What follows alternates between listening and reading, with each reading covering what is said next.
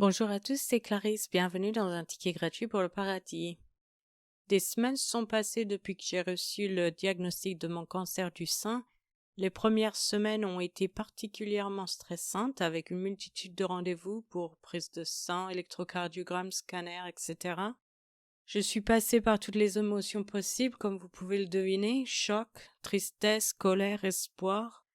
J'ai beaucoup prié et j'ai demandé à Dieu de m'ouvrir les portes afin de me guider dans ma décision du traitement.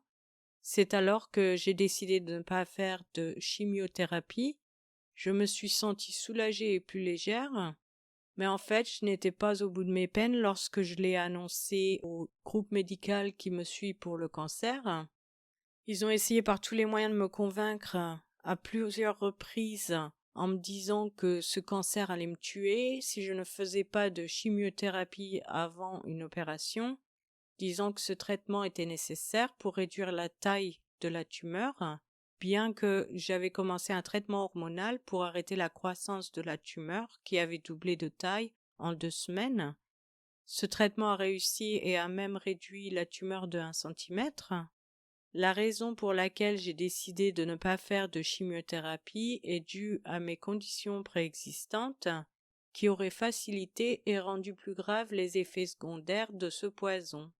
D'après des recherches qui ont été faites, la chimiothérapie réduit l'espérance de vie de 6 à 11 ans et vieillit une personne de 10 ans sans penser aux cellules saines qui sont neutralisées durant le traitement.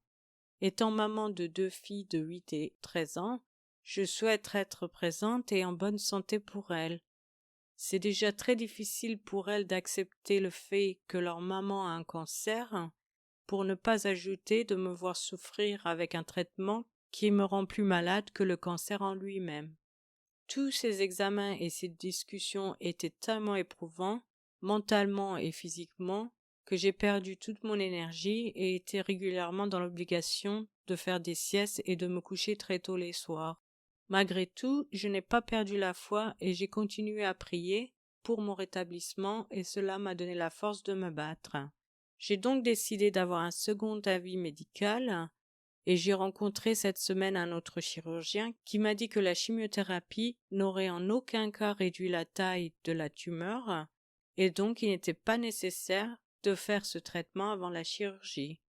La semaine prochaine, je vais de nouveau rencontrer ce chirurgien pour discuter d'un plan chirurgical et choisir une date pour l'opération. À ce stade, je me sens beaucoup plus rassurée quant au niveau du traitement ou de l'équipe médicale qui va prendre soin de moi. Je vais continuer à publier des épisodes bonus tous les dimanches jusqu'à ce que je sois de nouveau en pleine forme. Je vous donne donc rendez-vous chaque dimanche matin à 7h heure française. Gardez la foi et continuez à prier, car Dieu vous entend et répond à vos prières. Soyez juste patient, car sa réponse n'est pas toujours immédiate. Que Dieu vous bénisse, Clarisse.